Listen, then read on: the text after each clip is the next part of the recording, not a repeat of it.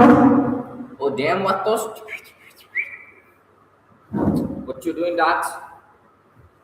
Let's go straight to the point, man.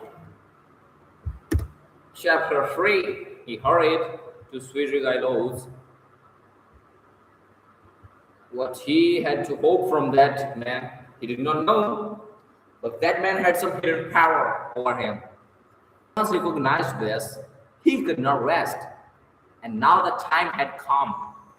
On the way, one question particularly worried him. Had Svidrigailo been to Porphyry's? As far as he could judge, he would swear to it that he had not. He pondered again and again. Went over Porphyry's visit. No, he hadn't been. Of course he hadn't.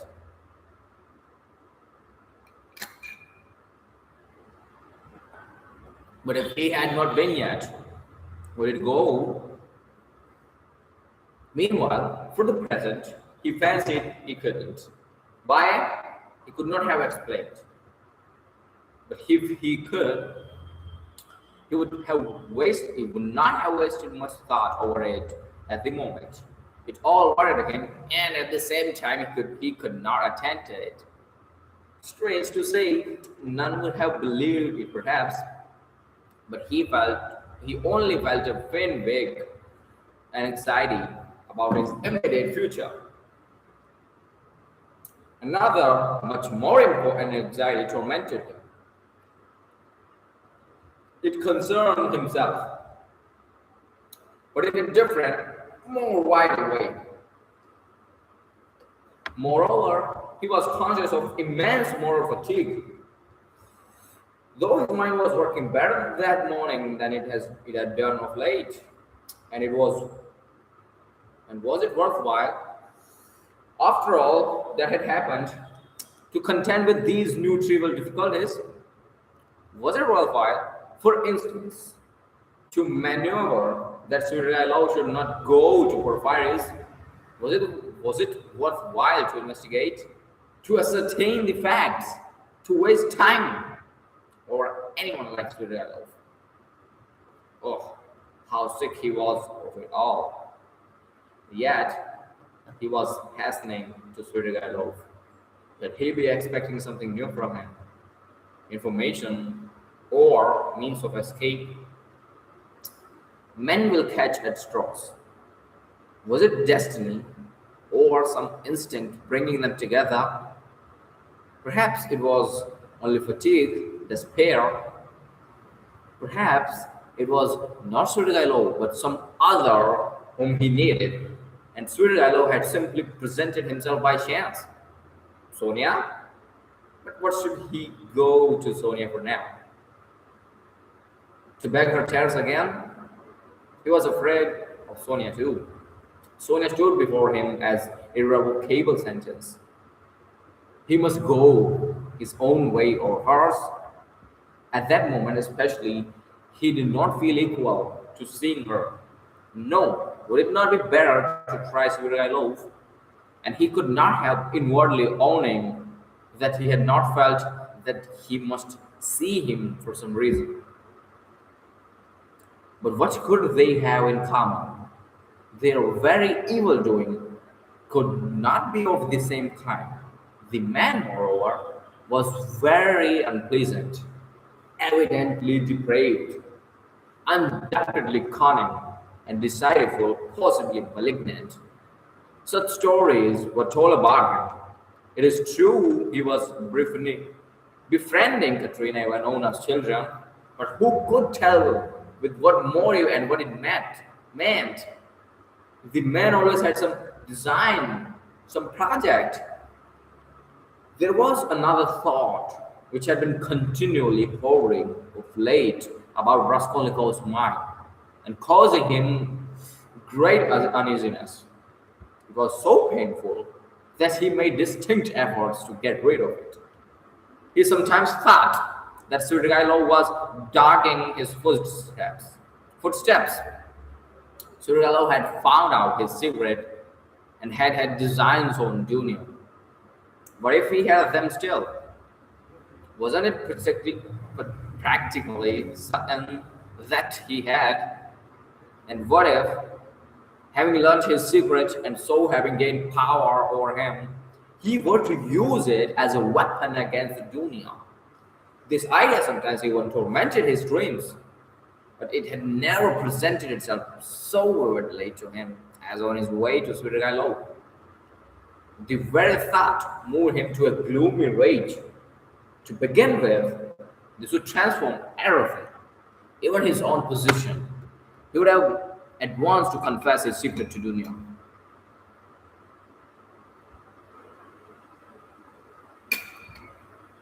Would he have to give himself up, perhaps to prevent Dunya from taking some rest step? The letter. This morning, Dunya had received a letter. From whom could she get letters in Petersburg? Losing, perhaps. It's true Razumin was there to protect her, but Razumin knew nothing of the position. Perhaps it was his duty to tell Razumin. He thought of it with repugnance. In any case, he must see Surialo as soon as possible, he decided finally. Thank God the details of the interview were little consequence. If only he could get at the root of the matter, but if Surialo was more capable, if he were integrating his dunya, then Raskolnikov was so exhausted by what he had passed through that month that he could only decide such questions in one way. Then I shall kill him, he thought in cold despair. A sudden anguish oppressed his heart. He stood still in the middle of the street and began looking about to see where he was and which way he was going. He found himself in X, Prospect, 30 or 40 paces from the Haymarket, through which he had come. The whole second story of the house on the left was used as a table. All the windows were wide open. Judging from the figures moving at the windows, the rooms were full of to overflowing. There were sounds of singing, of clarionet and violin, and the boom of a Turkish drum. He could hear women striking. He was about to turn back, wondering why he had come to the X Prospect, when suddenly at one of the end windows he was Svirgalo. He saw Svirgalo sitting at a tea table right in the open window with a pipe in his mouth. Raskolnikov was dreadfully taken aback, almost terrified. 20 seconds, wait, my dear. What those?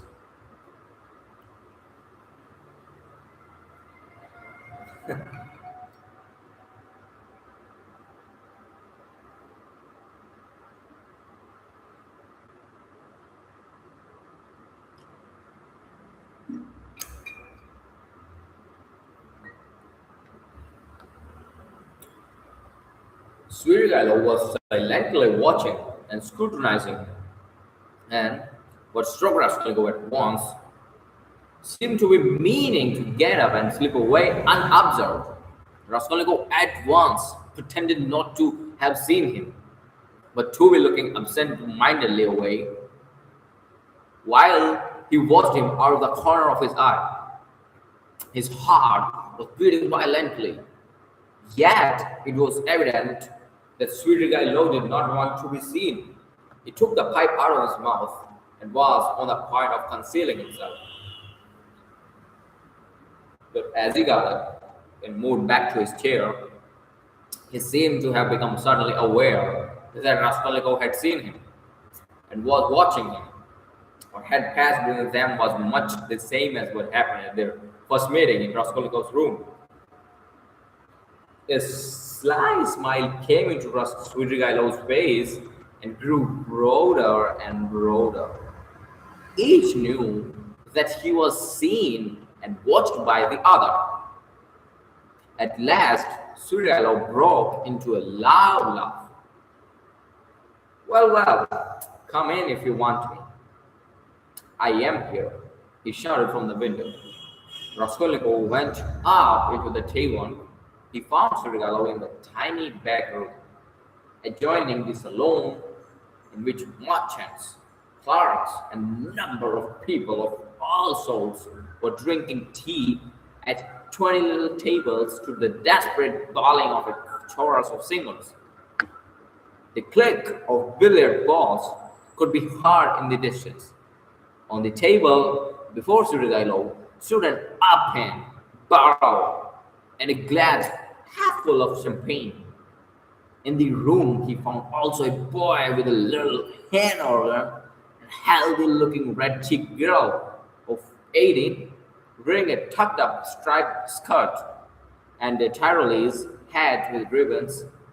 In spite of the chorus in the other room, she was singing some servants' hall song in rather husky contralto to the accompaniment of the organ. Come, that's enough. Suryalu stopped her at Raskolnikov's entrance. The girl at once broke off and stood waiting respectfully. She had sung her guttural rhymes too, with a serious and respectful expression in her face. Hey, Philip, a glass, shouted Suryalu. I won't drink anything, said Raskolnikov. As you like. I don't mean it for you. Drink, Katia. I don't want anything more today. You can go.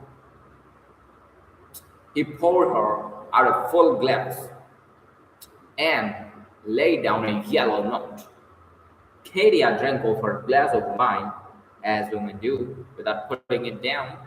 In 20 gulps, took the note and kissed Trigalov's hand, which he allowed quite seriously. She went out of the room and the boy trailed after her with the organ.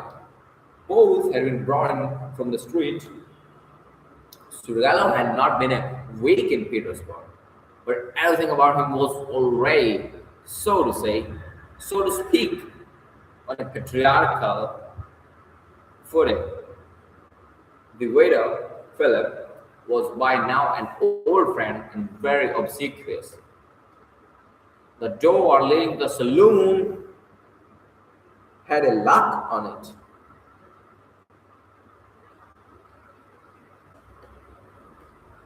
Suryalu was at home in his room and perhaps spent whole days in it.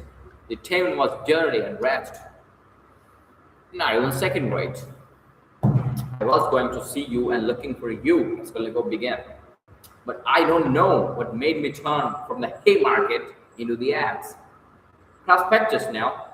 I never take this turning.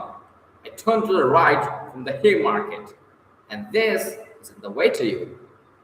I simply turn, and here you are. It's strange. Why don't you say at once, it's a miracle? But it may be only chance. Oh, that's the way with you old folk, laughed Suryalu. You won't admit it, even if you do inwardly believe in miracle. Here you say that it may be only chance. What cowards they all are here, about having an opinion of their own, you can fancy. Romanovich, I don't mean you.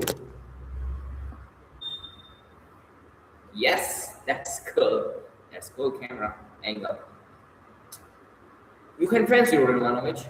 I don't mean you. You have an opinion of your own. I are not afraid to have it.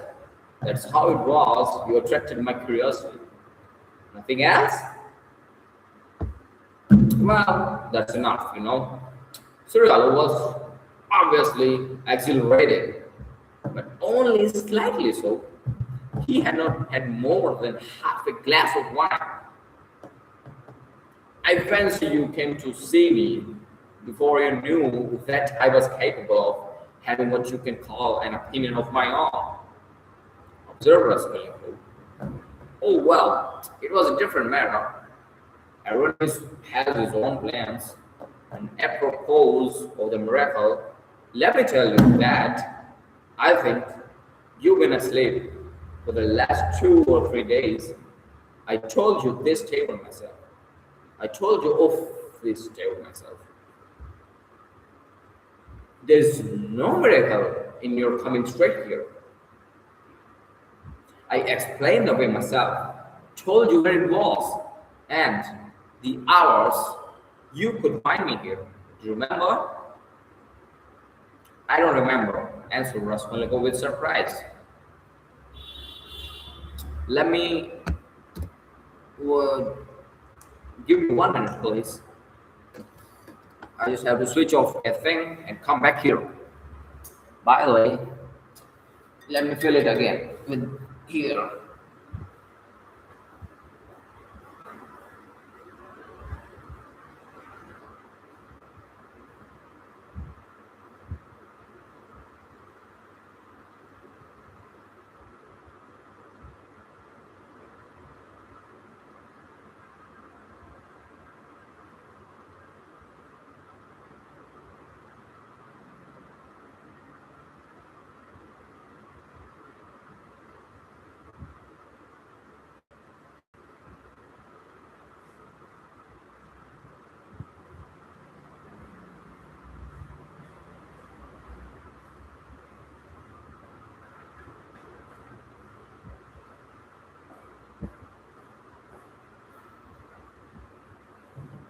Cold War for you.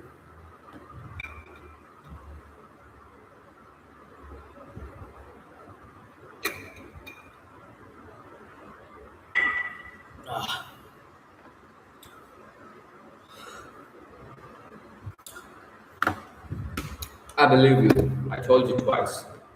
The address has been stamped mechanically on your memory. You turn this way mechanically, and yet precisely according to the direction, though you are not aware of it. When I told you, then I hardly hoped you understood me. I hardly hoped you understood me. You give us, you give yourself away too much, Lord Romanovich. And another thing, I'm convinced there are lots of people in Petersburg who talk to themselves as they walk. This is a town of crazy people. If only we had scientific men, doctors, lawyers, and philosophers, might make the most valuable investigations in Petersburg, each in his own line. There are few places where there are so many gloomy, strong, and pure influences of soul of man as in Petersburg. The mere influences of climate mean so much. And it's the administrative center of all Russia, and its character must be reflected on the whole country. But that is neither here nor there now. The point is that I have several times watched you. You walk out of your house holding your head high, 20 paces from home, and you let it sink. And fold your hands behind your back. You look and evidently see nothing before nor beside you.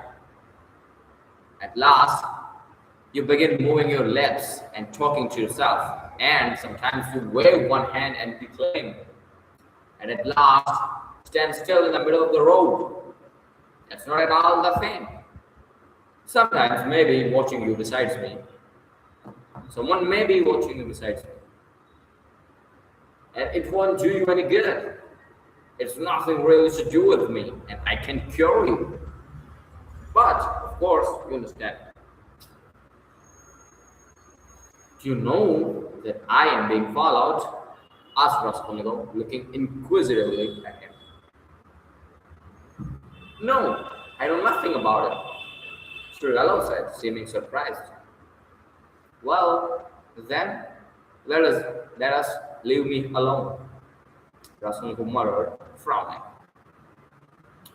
Very good. Let us leave you alone. You had better tell me. if you come here to drink, and directed me twice to come here to you. Why did you hide and try to get away just now when I looked at the window from the street? I saw it.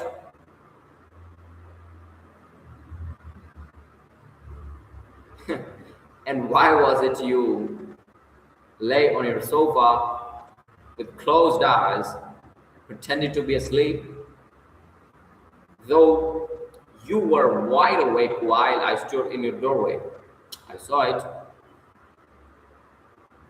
I may have had reasons, vet yourself. And I may have had my own reasons, though you don't know them. Raskolnikov dropped his right elbow on the table, leaned his chin in the fingers of right hand, and stared intently at Svidrigailov. For a full minute, he scrutinized his face, which had impressed him before. It was a strange face, like a mask, white and red, with bright red lips, with a flaxen beard, and still thick flaxen hair. His eyes were somehow too blue, their expression somehow too heavy and fixed. There was something awfully unpleasant in that handsome face, which looked so wonderfully young of his age. Cyrano was smartly dressed in lightsome clothes. He was particularly dainty in his linen. He wore a huge ring with a precious stone in it. Have I got to bother myself about you, too, now? Said Raskolnikov suddenly, coming with nervous impatience straight to the point. Even though perhaps you are the most dangerous man, if you care to endure me, I don't want to put myself out anymore. I will show you at once that I don't prize myself as you probably think I do. I've come to tell you at once that if you keep your former intentions with regard to my sister, and if you think to derive any benefit in the direction from what has been discovered of late, I will kill you before you get me locked up. You can reckon on my word. You know that I can keep it. And in the second place, if you want to tell me anything, for I keep fancying all this time that you have something to tell me, make haste and tell it. For time is precious, and very likely it will soon be too late. Why in such haste? Said Svidrigailov, looking at him curiously. Everyone has his plans, Raskolnikov answered gloomily and impatiently. You urged me yourself to frankness just now, and at the first question you refused to answer. Svidrigailov observed the smile. You keep fancying that I have aims of my own, and so you look at me with suspicion. Of course, it's perfectly natural in your position, but though I should like to be friends with you, I shan't trouble myself to convince you of the contrary. The gain isn't worth the candle. And I wasn't intending to talk to you about anything special. What did you want me for then? It was you who came hanging about me. Why?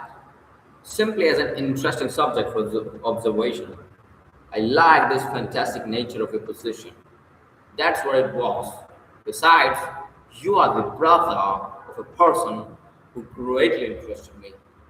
And from that person, I had in the past heard a very great deal about you, from which I gathered that you had a great influence over her. Isn't that enough? Still, I must admit that your question is rather complex, and it is difficult for me to answer. Here, You, for instance, have come to me not only for a definite object, but for the sake of hearing something new. Isn't that so? Isn't that so? Persisted Sridhar with a sly smile.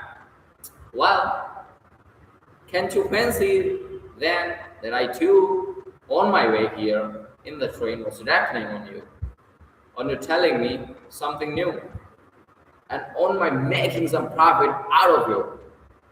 You see what rich men we are. What profit could you make? How can I tell you? How do I know? You see, in what a tavern I spend all my time, and it's my enjoyment. That's to say, it's no great enjoyment. But one must sit somewhere. That poor carrier now, you saw her? If only I had been a glutton now, a club gourmand. But you see, I can eat this. He pointed to a little table in the corner where the remnants of a terrible looking beefsteak and potatoes lay on a tin dish. Have you dined, by the way? I've had something and want nothing more. I don't drink, for instance, at all. Except for champagne, I never touch anything. And not more than a glass of that all that evening. And even that is enough to make my head ache. I ordered it just now to wind myself up. For I am just going off somewhere, and you see me in a peculiar state of mind. That was why I hid myself just now like a schoolboy, for I was afraid you would hinder me. I believe people always watch. I can spend an hour with you. It's say 4:30 now. If only I'd been something, a landowner, a father, a cavalry officer, forever a journalist. I am nothing, no specialty, and sometimes I am positively bored. I really thought you would tell me something new. But what are you? And why have you come here? What am I? You know, a gentleman. I served for 2 years in the cavalry. Then I knocked about here in Petersburg. Then I married Marfa Petrona and lived in the country. There you have my biography. You are a gambler, I believe. No, a poor sort of gambler. A card sharper, not a gambler. You have been a card sharpener then. Card sharper then. Yes, I've been a card sharper too. Didn't you get stressed sometimes? It did happen. Why? Why? You might have challenged them. Altogether, it must have been lively. I won't contradict you. And besides, I am no hand at philosophy. 20 seconds, wait vatos, muy lose it. Meanwhile, I should drink this water.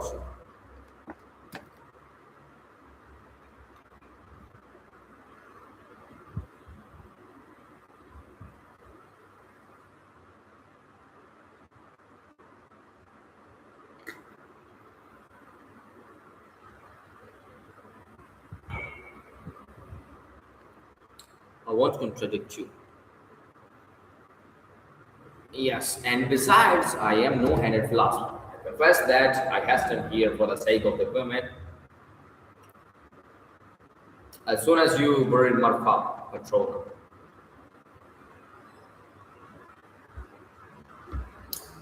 Quite so. Surgallo smiled with engaging candor. What of it? You seem to find something wrong in my speaking like that about women. You ask whether I find anything wrong in wise. Wise? Oh, that's what you are after. But I'll answer you in order. First, about women in general. You know, I am fond of talking. Tell me, what should I restrain myself for? Why should I give up women? Since I have a passion for them. It's an occupation anyway. So, you hope for nothing here, wise. Oh, very well. For wise then. You insist on its being wise, but anyway, I like a direct question. In this wise, at least there is something permanent, founded indeed upon nature, and not dependent on fantasy. Fancy, something present in the blood like an ever burning ember, forever setting one on fire, and maybe to be quickly extinguished, even with years. You'll agree it's an occupation of a sort. That's nothing to rejoice at. It's a disease and a dangerous one. Oh, that's what you think. Is it? I agree that is it. It is a disease, like everything, that exceeds moderation. And of course, in this, one must exceed moderation. But in the first place, everybody does so in one way or another. And in the second place, of course, one ought to be moderate and prudent. However mean it may be, but what am I to do? If I hadn't this, I might have to shoot myself. I am ready to admit that a decent man ought to put up with being bored. Yet, and could you shoot yourself? Ah, come, Suralo parried with disgust. Please don't speak of it. He added heartily with none of the bragging tone he had shown in all the previous conversation. His face quite changed. I admit it's an unpardonable weakness, but I can't help it. I am afraid of death, and I dislike its being talked of. Do you know that I am to a certain extent a mystic? Ah, the appreciations of Marfa Petrona. Do they still go on visiting you? Ah, don't talk of them. There have been no more in Petersburg. I found them. He cried with an air of irritation. Let's rather talk of that, though I have not much time and can stay long with you. It's a pity. I should have found plenty to tell you. What's your engagement? A woman? Yes, a woman. Casual incident. No, that's not what I want to talk of. And the hideousness, the filthiness of all your surroundings. Doesn't that affect you? Have you lost the strength to stop yourself?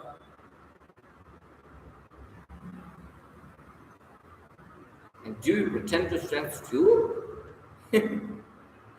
You surprised me just now. You surprised me just now. Roy Romanovich, though I knew it beforehand, it would be so. You preach to me about vice and aesthetics. You, a stealer. You, an idealist. Of course, that's all as it should be, and it would be surprising if it were not so. Yet it is strange in reality. Ah, what a pity I have no time. For you are most for you are a most interesting type. And by the way, are fond of a Skylar. Are you fond of a Skylar? I am awfully fond of him. But what a braggart you are. Skolgo said with some disgust. Upon my word, I'm not. Answered Surya laughed. However, I won't dispute it. Let me be a braggart. Why not brag if it hurts no one? I spent 7 years in the country with Marfa Patrona. So now when I come across an intelligent person like you, intelligent and highly interesting, I am simply glad to talk. And besides, I've drunk that half glass of my champagne and it's gone to my head a little. And besides, there's a certain fact that has wound me up tremendously. But about that, I will keep quiet. Where are you off to? He asked aloud. Raskolnikov had begun getting up. He felt oppressed and stifled, and, as it were, ill at ease. And having come here, he felt convinced that Svirigalo was the most worthless scoundrel on the face of the earth. Ah! Sit down. Stay a little. Svirigalo begged. Let them bring you some tea anyway. Stay a little. I want to talk nonsense. But myself, I mean. I'll tell you something. If you like, I'll tell you how a woman tried to save me, as you would call it. It will be an answer to your first question, indeed. For the woman was your sister, may I tell you? It will help you spend the time. Tell me, but I trust that you. Oh, don't be uneasy. Besides, even in a worthless low fellow like me, a daughter Manona can only excite the deepest respect. With this, I honor to leave this conversation right here. Thank you, gentlemen. I am William, doing the honor to end this stream. Peace.